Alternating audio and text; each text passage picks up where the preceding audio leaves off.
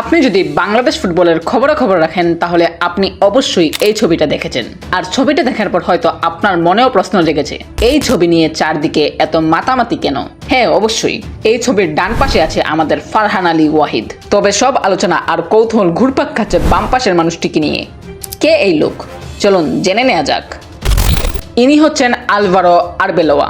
Arbeloa তার খেলোয়াড়ী জীবনে স্পেনের গোল্ডেন জেনারেশনের একজন খেলোয়াড় ছিলেন। স্পেনের হয়ে 2010 বিশ্বকাপ চ্যাম্পিয়ন হন তিনি।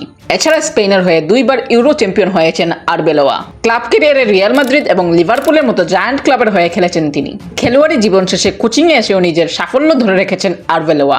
গত মৌসুমে রিয়াল মাদ্রিদের দায়িত্ব সামলানোর পর এই মৌসুমে তিনি ইংলিশ প্রিমিয়ার লিগের ক্লাব ফুলহামের প্রধান কোচের ভূমিকায় আছেন। আর বর্তমানে তার অধীনে ট্রেনিং করছেন ফারহান আলী ওয়াহিদ।